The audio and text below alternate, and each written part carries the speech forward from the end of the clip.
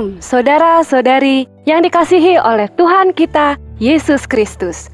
Dalam dunia yang penuh dengan tantangan dan cobaan, Anda dan juga saya punya respon yang berbeda. Menderita, putus asa adalah pilihan. Tetapi, ada pilihan lain yang bisa kita ambil, yaitu mengalami jamahan kasih Allah dalam Yesus. Karena dalam Yesus selalu ada kedamaian, dan dalam Yesus selalu ada kemenangan. Dan inilah yang akan diberitakan dalam Gema Kasih Indonesia. Dan seperti firman Tuhan tertulis, Allah adalah kasih, dan barang siapa tetap berada di dalam kasih, ia tetap berada di dalam Allah, dan Allah di dalam dia. Bersama saya, Martina Dian, dalam 30 menit ke depan kita akan membahas sebuah topik yang sangat menarik, yaitu Anda hebat. Dan bersama saya telah hadir seorang hamba Tuhan yang akan membagikan firman, berkat, dan tentu saja cerita-ceritanya, yaitu Bapak Pendeta Albertus Pati, dan beliau kerap juga dipanggil Pendeta Berti. Shalom, Pendeta Berti. Shalom pemirsa di rumah, moga Anda semua sehat. Oke, tadi pemirsa saya kan bilang topiknya adalah Anda hebat. Kenapa saya bilang Anda hebat? Karena dengan perlu menggali potensi diri Anda, maka Anda bisa menjadi seorang manusia yang hebat. Setuju ya, Pendeta Berti ya? Sangat setuju. Setuju banget sangat ya. Setuju. Nah, sebelumnya tapi saya punya cerita untuk pemirsa dan Bung Berti. Oke. Ada 2 orang pemuda. Satu orang dia merasa mempunyai talenta yang membuat dia berpotensi jadi manusia hebat. Dia punya talenta bermusik, dia bisa bermain musik, dia bisa mencipta lagu. Lalu dia pelayanan juga di gereja dan di dalam masyarakat. Tapi masalahnya ada satu pemuda lain yang merasa dia tidak punya potensi apa-apa. Sehingga dia merasa nothing, ya. Pertanyaannya adalah, Pak Berti, apakah Tuhan memberikan kepada setiap orang talenta sehingga dia mempunyai potensi untuk menjadi manusia hebat? Oh ya, pasti. Tuhan memberikan saya talenta, Tuhan memberikan Tina talenta, dan Tuhan memberikan kepada kita semua talenta yang membuat sebetulnya kalau kita menggalinya, kita akan menjadi manusia yang hebat, luar biasa, yang unlimited, yang superpower. Saya jadi ingetin, ada seorang filsuf namanya Nietzsche. Nietzsche itu mengatakan begini, manusia itu terbagi 2. Ada orang yang superpower, yang tahu bahwa dia punya potensi hebat, dia mampu untuk melakukan segala sesuatu, mengubah segala sesuatu, mentransformasi segala sesuatu. Tetapi sisi lain ada juga orang yang merasa powerless, yang merasa bukan apa-apa saya, nobody, I am nothing. Nah, ini mereka yang sebetulnya berpikir bahwa saya ini sebetulnya tidak memiliki potensi, dan orang-orang seperti ini, kata Nietzsche ya, ini punya mental budak gitu. Jadi ada yang punya mental superpower, ada yang punya mental budak yang hanya berpikir, ya sudah orang lakukan, saya cuma ikut aja. Orang lakukan segala sesuatu, saya nunut saja. Nah, dalam Alkitab ini ada. Itu selalu dikatakan di Matius 25 ya. Dikatakan begini. Ada orang yang Tuhan berikan 5 talenta. Ada orang yang Tuhan berikan 2 talenta. Ada orang lain yang Tuhan berikan 1 talenta. Prinsipnya untuk mengatakan bahwa semua orang nggak dikasih 5 talenta. Ada yang 5, ada yang 2, ada yang 1, ada yang 3, mungkin ada yang 1000. Kan gitu ya. Tapi kemudian yang 5 setelah dikasih oleh Tuhan talenta itu, kemudian dia mengolahnya sehingga jadi 10. Yang 2 ketika dikasih oleh Tuhan talenta, dia mengolahnya menjadi 4. Yang 1 begitu dapat 1 talenta, ngapain nih kok aku talentanya sedikit sekali, kok Tuhan gak adil, kok aku cuma sedikit. Lalu dia kubur talenta itu, begitu akhirnya si tuannya datang itu, lalu kemudian dia yang 5 kasih 10, yang 2 kasih 4, yang 1 itu bilang, nih kembalikan, engkau gak adil, gak kasih aku talenta yang banyak. Dan ini akhirnya tuannya marah, kok kamu kelewatan sekali, kamu dikasih talenta, kamu gak kembangkan. Sebetulnya prinsipnya begini, ketika Anda diberikan talenta, berapapun talentanya, Anda mesti mengembangkannya, menggalinya dengan sangat luar biasa, sehingga talenta itu berkembang. Sebetulnya kalau yang satu itu menggali talenta itu, bisa jadi talentanya bukannya jadi 2, bukannya 10, jangan-jangan jadi 1000. Lebih hebat. Sebetulnya yang hendak dikatakan begini, kita bisa saja punya talenta sedikit, ya. Atau kalau orang ada orang yang IQ-nya misalnya 120. Ada orang yang misalnya ya punya IQ-nya 1000. Tapi kalau dia IQ-nya 1000 nggak pernah baca, sementara yang IQ-nya 120 baca terus. Dia ingin tahu segala macam. Pasti yang IQ-nya 1000 itu duduk diam, lalu IQ-nya 120 itu yang ceramah. Gitu ya. Jadi tergantung kita mau mengembangkan apa tidak. Oleh karena itu sebetulnya ketika kita bicara Anda hebat, sebetulnya Anda harus sungguh-sungguh mengembangkan talenta Anda, betul-betul menggunakan waktu sebaik mungkin sehingga talenta Anda itu betul-betul digunakan oleh Tuhan supaya Anda bisa jadi berkat kepada siapapun. Kalau gitu itu masalahnya menggali harta karun di dalam diri kita sendiri, ya. Tapi permasalahannya kan terkadang kita orang sering gagal untuk menggali potensi. Misalnya contohnya saya juga. Saya tuh dulu juga nggak tahu saya tuh punya potensi apa, saya tidak tahu. Pada akhirnya orang yang mengatakan, kamu itu bisa loh bicara di depan umum. Nah, yang jadi pertanyaannya adalah, apakah yang membuat kita gagal menggali potensi diri di dalam diri kita? Oke, itu persoalannya begini, karena seringkali orang ada beberapa hal ya. Iya. Kita gagal karena kita belum apa-apa, merasa pesimis. Orang yang merasa pesimis selalu, aduh saya mah nggak bisa apa-apa, saya mah nggak tahu apa-apa. Ayo dong Anda jadi pembicara. Aduh saya nggak bisa ngomong, kan gitu ya. Nggak ada orang yang lahir langsung bisa ngomong. Begitu orang lahir, kemudian dia mengembangkan diri, ada yang kemudian bisa ngomong, ada yang tidak bisa, kan gitu. Ayo dong Anda belajar bahasa Inggris. Saya mah nggak punya talenta untuk bahasa Inggris, pasti nggak bisa, kan gitu ya. Ya sudah, dia sampai mati pun nggak akan bisa bahasa Inggris. Saya pernah tanya pada guru saya waktu saya SMP, Bu, kenapa yang lain teman-teman saya itu bisa bahasa Inggris, kenapa saya tidak bisa? Lalu guru saya ini celakanya ini untuk para guru ini ya, ingin saya katakan juga, tolong berikan semangat untuk para pelajarnya. Tapi guru saya ini mungkin ini guru yang tidak tahu, nggak cukup baik ya. Dia katakan itu tergantung talenta, Bert, katanya. Kalau you nggak punya talenta, you mau belajar bahasa Inggris sampai mati pun you nggak akan bisa.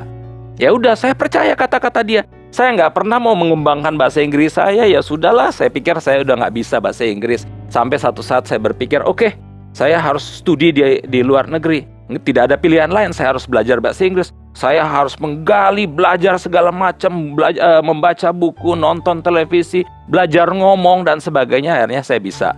Itu artinya bahwa seringkali pesimisme di dalam diri kita itu yang membuat kita tidak bisa maju. Yang kedua adalah seringkali orang gagal untuk mengembangkan talenta karena udah takut duluan. Aduh, itu nanti orang kalau ketawain, kalau saya salah orang ketawain gimana? Aduh, malunya kan gitu. Mau ngomong apa kan gitu ya. Nanti kalau seorang suruh begini terus saya gagal, nanti mengecewakan orang. Nggak mau. Udah, akhirnya dia nggak bisa mengembangkan talenta. Ada yang ketiga juga, udah hidup dalam comfort zone ya. Kalau udah hidup dalam comfort zone, ayo kamu dengan lakukan ini.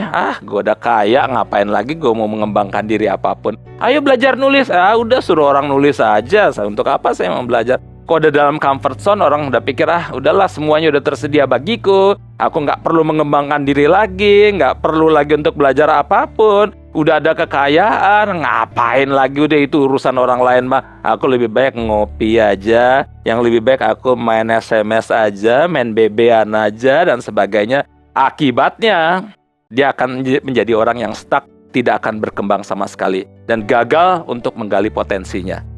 Sayang kan? Iya. Nah, tapi 3 hal yang tadi Pak Berti sampaikan kan itu yang ada di dalam diri kita. Tuh. Ada nggak pengaruh luar yang membuat kita juga gagal menggali potensi diri kita? Ada. Contohnya apa, Pak? Kalau orang lain datang, misalnya orang lain katakan kepada Anda tuh nggak bisa untuk menjadi seorang host misalnya. Lah, orang lain bilang nggak bisa, ya sudah kalau gitu karena. Dan celakanya kita percaya apa yang orang lain katakan itu ya. Kita percaya ketika orang bilang kamu nggak bisa. Sama seperti saya, bertahun-tahun saya percaya ketika guru saya mengatakan Anda nggak akan bisa bahasa Inggris. Saya percaya itu sampai saya usia 29 tahun. Sampai akhirnya, waduh saya mesti belajar bahasa Inggris. 29 tahun saya bertobat nggak bisa. Kalau guru saya mengatakan saya nggak bakal bisa, saya akan berusaha keras. Masa sih saya nggak bisa? Saya akan berdoa minta Tuhan tolong saya Tuhan. Kuatkan apa yang guru bilang tidak mungkin kamu bisa bahasa Inggris karena kamu nggak punya talenta. Kalau saya percaya Tuhan menolong saya, apa yang tidak mungkin pasti mungkin, apa yang impossible jadi possible. Kan begitu ya. Nah, oleh karena itu memang saya percaya kalau kita mau menggali terus menerus kan gitu, kita mau betul-betul mengembangkan diri, kita pasti bisa ya, kita pasti mampu. Persoalannya adalah kita mau atau kita tidak mau kan gitu. Kita mau disiplin atau tidak, kita mau betul-betul menggunakan waktu dengan baik atau tidak. Ini kan soal kita sebetulnya, soal kita. Oleh karena itu sekali lagi kepada pemirsa di rumah juga ya, artinya Anda jangan pernah percaya kalau ada orang yang mengatakan bahwa Anda nggak bisa, Anda nggak mampu, Anda nggak akan sanggup. Jangan percaya. Juga jangan pernah percaya ketika diri Anda sendiri mengatakan, oh saya nggak bisa, saya nggak sanggup, saya nggak mampu. Kita harus katakan pada diri sendiri, saya mampu, saya bisa, saya sanggup. Kalaupun saya nggak mampu, saya nggak bisa, saya nggak sanggup, Tuhan pasti akan memampukan saya. Tuhan pasti akan menyanggupkan saya. Tuhan pasti akan membuat saya bisa. Saya hebat.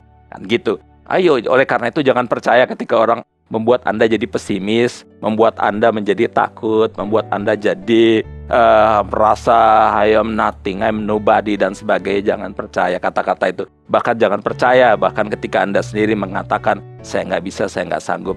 Nah di Amerika itu anak-anak dari kecil itu selalu sudah diajarkan oleh orang tuanya. Katakan pada dirimu, I know I can. Saya tahu saya pasti bisa. Jadi ketika mereka kerjakan sesuatu, lakukan sesuatu, begitu dia bilang, Mama saya nggak bisa, mamanya bilang, ayo katakan pada dirimu, kamu pasti bisa. Kamu pasti bisa nak, kamu pasti bisa, ayo kamu pasti bisa. Ya oke, dia jadi semangat, akhirnya dia bisa. Kan gitu ya. Nah ini yang harus kita tanamkan dalam diri kita, dan kita tanamkan pada setiap orang yang merasa kekurangan kurang potensi, merasa bahwa saya nggak tahu apa-apa. Ayo Anda bisa, Anda mampu, Anda pasti sanggup. Aduh saya nggak bisa, bisa, percayalah Anda pasti bisa. Saya mau nulis, saya nggak bisa, bisa. Ayo Anda lakukan, coba dulu, kan gitu ya. Dan kita percaya, dan saya percaya bahwa Tuhan akan menolong sehingga dia pasti bisa dan dia pasti sanggup. Ketika sudah berhasil mengatasi hambatan-hambatannya ya, dari yang takut, rendah diri jadi percaya diri. Lalu ketika orang bilang kamu nggak bisa, iya saya bisa gitu. Lalu tidak tahu lagi nih, terus gimana caranya nih? Bagaimana cara menggali potensi dirinya ini Pak? Ya, ketika orang mau menggali potensi, yang pertama adalah dia harus ubah mindsetnya dulu ya. Mindset yang dia harus diubah adalah selalu berpikir bahwa tadinya saya nggak bisa, saya nggak sanggup, saya nggak mampu. Dia harus ubah mindset, saya sanggup, saya bisa. Oleh karena itu kalau orang bilang, misalnya ditawarkan kepada saya, tolong dong, yuk ceramah. Saya belum lama ini diminta orang untuk berceramah. Ayo ceramah soal leadership. Wah saya nggak biasa ceramah tentang leadership. Saya ceramah selalu soal politik, soal hubungan antar agama. Tapi tiba-tiba ada yang minta soal leadership. Oke. Pertanyaan yang muncul dari saya, sanggup nggak saya? Tapi kemudian muncul perasaan dalam diri saya pasti sanggup, saya pasti bisa. Lalu saya katakan kepada panitia yang mengundang saya bisa, saya sanggup.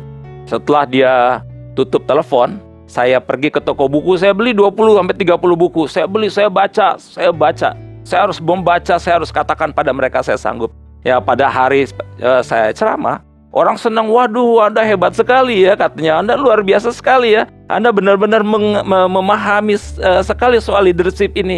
Dia nggak tahu kan, saya baca 20-30 buku untuk itu, kan gitu ya. Jadi memang kita harus punya ubah mindset terutama, bahwa kita sanggup, kita mampu, kita bisa, kita keluar dari comfort zone. Udahlah yang kayak gitu saya nggak sanggup, lebih baik saya nggak usah masuk ke bagian yang saya nggak sanggup. Ayo berani terobos. Kalau kita tahu kita nggak sanggup, kita nggak mampu, katakan dulu sanggup, lalu kemudian pelajari. Belajar. Saya dulu selalu trauma pada matematik. Aduh, saya mungkin masuk jadi pendeta gara-gara di pendeta nggak ada matematiknya kan gitu ya. Tapi ketika saya harus studi doktor, itu harus ngambil statistik. Ya Tuhan, gimana statistik, berarti harus matematik kan gitu ya. Tuhan, saya nggak bisa, saya nggak sanggup, saya nggak mampu. Itu mulai ketika kita mengatakan tidak sanggup, tidak mampu, itu kita sedang mengecilkan diri kita. Kita sedang mengatakan bahwa Anda nggak bisa, Anda nggak mampu. Kecil persoalan itu jadi besar sekali. Ketika itu karena tidak ada pilihan, saya bilang, Tuhan tolong saya jadi kecil begini. Berikan saya kebesaran hati, kebesaran jiwa supaya saya sanggup menghadapinya. Lalu saya berdoa, lalu kemudian saya belajar. Saya mulai belajar mencintai statistik. Dan akhirnya memang saya sanggup, saya bisa. Dari situ saya belajar, ya. Tidak ada yang kita tidak bisa kalau kita mau belajar. Tidak ada yang kita tidak bisa kalau kita mengatakan diri kita sanggup dan kita komit untuk mencoba menguasainya. Oleh karena itu, ayo gali potensi kita, gali.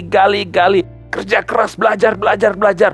Anda pasti sanggup. Anda pasti akan menyatakan pada diri Anda dan pada semua orang, Anda hebat, gitu. Mantap sekali ya, Pak Berti ya.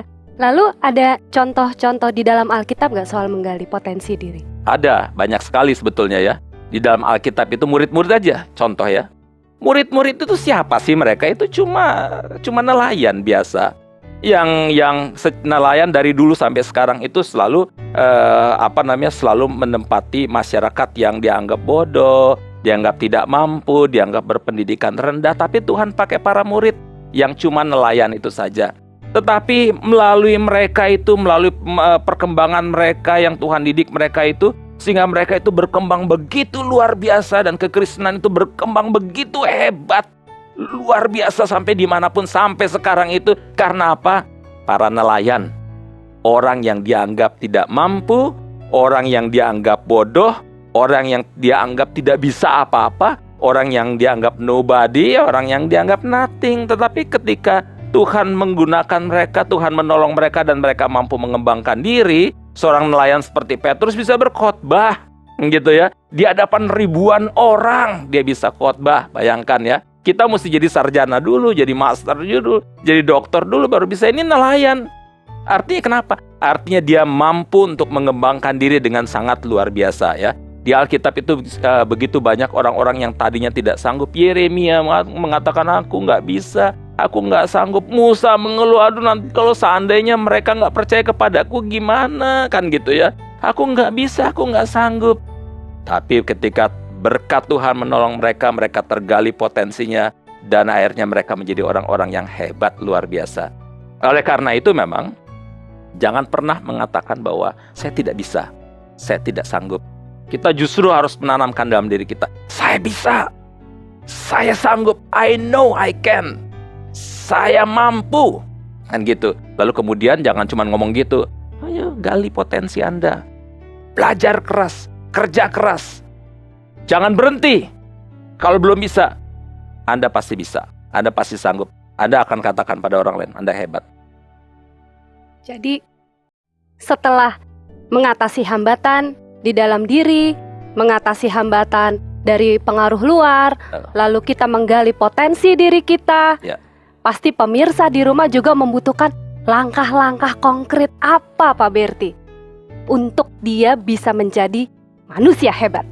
Oke, sebelum saya masuk ke langkah-langkah konkret ini ya, saya ini selalu oleh jemaat saya dibilang ini pendeta sekuler ya.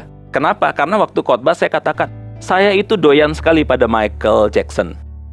Saya itu doyan banget dengan Britney Spears. Saya itu orang yang doyan sekali dengan orang seperti Agnes Mo, gitu ya. Saya senang dengan mereka. Saya baca buku-buku mereka ya, biografi mereka. Saya lihat misalnya seorang Michael Jackson dan Britney Spears ya. Kenapa kok mereka jadi sukses hebat luar biasa itu? Ternyata setelah saya baca itu mereka itu bisa sukses itu karena satu hari mereka berlatih 6 jam. Ya, satu hari 6 jam. Ada pementasan atau tidak ada pementasan, mereka berlatih apapun suara, berlatih gerak 6 jam. Orang seperti Agnes Mo itu bisa yang tadinya bahkan para wartawan, bahkan banyak orang mengatakan, mana bisa Anda jadi penyanyi dunia. Tapi justru orang-orang begitu makin tertantang.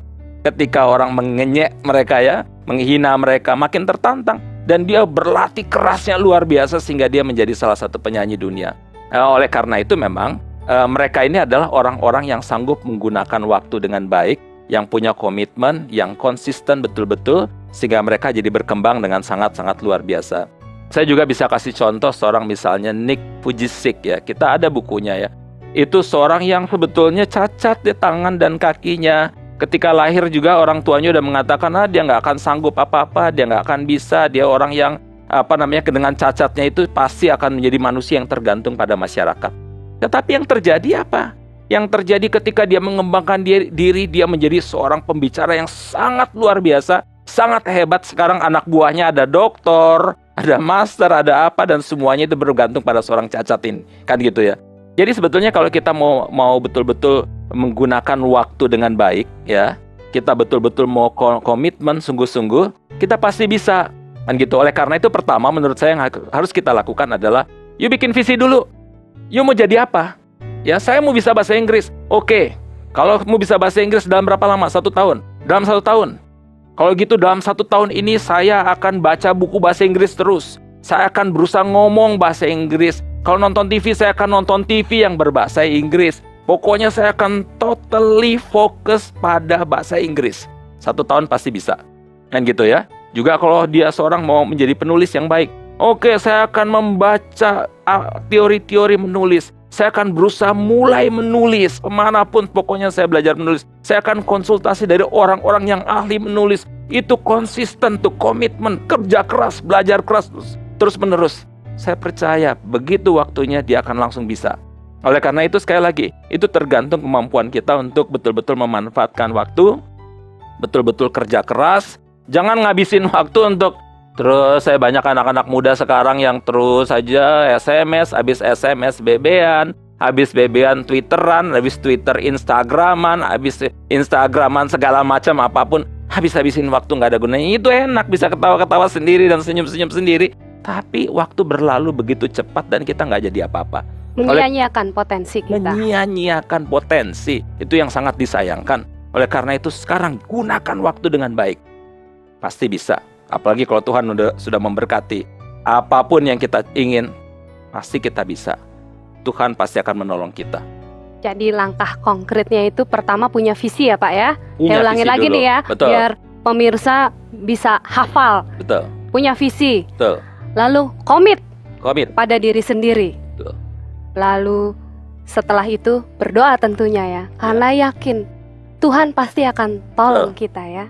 Dan kerja keras. Kerja keras, belajar keras, betul-betul. Dan ketika saya mengatakan saya ingin sekali untuk menguasai sesuatu, saya waktu itu yang biasa saya tidur 8-9 jam, saya potong tidur saya. Saya akan tidur cuma 6 jam. Gitu ya, kadang-kadang malah cuma 5 jam. Karena saya pakai itu gunakan untuk waktu untuk membaca, untuk belajar gitu. Begitu kita udah punya komitmen sesuatu, kita betul-betul bila perlu ada yang kita kurangin dalam hidup ini. Yang tadinya nonton TV 2 jam, 3 jam, sekarang saya akan nonton TV cuma 1 jam saja. Misalnya ya, yang tadinya buka Facebook, silakan buka Facebook. Tapi kalau tadinya buka Facebook 3 jaman, sekarang cuma setengah jam aja, kan gitu ya. Tetap lakukan hal seperti biasa, tetapi segalanya dikurangi, dan karena kita komitmen untuk melakukan yang terbaik, begitu kan, supaya kita berhasil. Jangan putus asa untuk cari terus potensinya. Dan jangan putus asa ketika kesempatan untuk mengekspresikan potensi kita belum ada ya Pak. Betul. Jadi maksud saya, misalnya udah bisa nulis, jago nulis gitu ya, lalu kirim ke redaksi, belum diterima, jangan putus asa, kirim lagi. Menunggu terus. Kesempatan sampai akhirnya Sampai bisa. diterima. 20 kali ya, atau 30 kali saya mengirim artikel ke berbagai media massa dan segala macam, ditolak, sakit. Tapi saya belajar lagi, apa sih yang membuat ditolak, apa kesalahannya dan sebagainya. Ya sekarang saya nggak pernah punya persoalan mengirim artikel. Kadang-kadang kalau ketemu wartawan bertanya, kok udah lama nggak nulis, kan gitu ya. Itu karena kemauan untuk belajar, kemauan untuk memperdalam, kemauan terus-menerus untuk mengasah diri, sehingga kita akan berkembang menjadi manusia yang luar biasa ya. Anda semua, pemirsa, Anda semua adalah manusia luar biasa. Oleh karena itu gunakan potensi, gali terus, belajar keras. Anda pasti menjadi manusia yang berhasil, manusia yang hebat. Karena Tuhan memang mau kita menjadi manusia yang hebat, bukan untuk kepentingan diri kita ya. Kita hebat bukan untuk kepentingan diri. Kita hebat itu supaya kita jadi berkat bagi siapapun. Kita hebat itu supaya kita menjadi garam dan terang dunia. Kita hebat itu supaya Tuhan bisa lebih dihebatkan. Itu kan.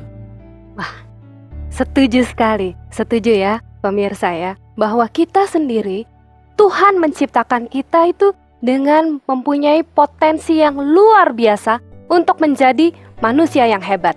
Masalahnya adalah kita mau atau tidak, begitu ya. Tuh. Lalu kita punya visi, kita punya komitmen, kita bersandar terus kepada Tuhan karena kita yakin dan percaya bahwa Tuhan akan selalu menolong kita. Apalagi kalau tujuannya adalah memuliakan dan memuji nama Tuhan. Dan apapun yang kita lakukan, semuanya hanya karena kebesaran Tuhan. Dan kalau untuk saya nih Pak Berti, apa yang menjadi talenta kita dan apa yang menjadi potensi sehingga menjadi manusia obat, itu sebenarnya bentuk ungkapan syukur kita kepada Tuhan. Begitu ya, betul. Pak Berti ya? Oleh karena itu sebetulnya ketika kita dalam berusaha untuk menggali potensi kita ini, ketika kita merasakan bahwa kita mengalami kegagalan, jangan lalu mundur. Kadang-kadang orang kemudian mutung ketika dia mengalami kegagalan. Saya ingat Thomas Alva Edison itu berusaha, ya ketika seorang yang menemukan bohlam itu ya, dia berusaha sampai ribuan kali. Karyawan, teman-temannya dia udah mengatakan, udahlah kita udah ribuan kali gagal. Oleh karena itu nggak perlu lagi. Tapi Thomas Alva Edison bilang, enggak, berhasil, pasti bisa. Akhirnya memang bisa ya. Dia ada sesuatu yang bisa menghalangi kita kalau kita mau. Gitu. Pak Berti, sekarang tiba di saat kesimpulan. Jadi, kesimpulan apa yang bisa kita ambil dalam perbincangan kita mengenai menggali potensi diri karena Anda hebat? Oke. Jadi pemirsa, kita mesti ingat, Anda mesti ingat bahwa Anda memiliki potensi yang luar biasa. Gali potensi Anda. Bekerja keras, belajar keras. Kembangkan diri dan jangan pernah mengatakan, saya tidak bisa, saya tidak sanggup, saya tidak mampu. Anda harus percaya bahwa Anda mampu, Anda bisa, Anda sanggup. Cari potensi Anda, lalu kemudian gali, kerja keras, belajar keras, konsisten dengan penuh komitmen. Saya percaya, ketika Tuhan memberkati itu, Anda akan mampu menjadi manusia hebat. Anda bisa menjadi penulis yang hebat, Anda menjadi penyanyi yang hebat, Anda bisa jadi pembicara yang hebat, Anda jadi ekonom yang hebat, dokter yang hebat, Anda bisa jadi apapun. Yang penting adalah Anda punya kemampuan dan kemauan untuk menggali terus-menerus potensi Anda. Tuhan pasti akan memberkati usaha Anda. Oke, terima kasih banyak Pak Berti atas segala keterangan, cerita, sharing pengalaman. Karena itu pasti akan berguna sekali bagi saya dan pemirsa tentu di rumah. Pemirsa, kalau gitu mari kita dengarkan apa yang dibilang oleh Pendeta Berti. Bahwa kita bisa menjadi manusia hebat asalkan kita bisa menggali potensi diri yang ada di dalam diri kita. Sampai di sini perjumpaan kita dan jangan lupa kirimkan saran dan kritik Anda ke SMS dan email kepada kami. Dan sampai berjumpa di dalam acara Gema Kasih Indonesia episode berikutnya.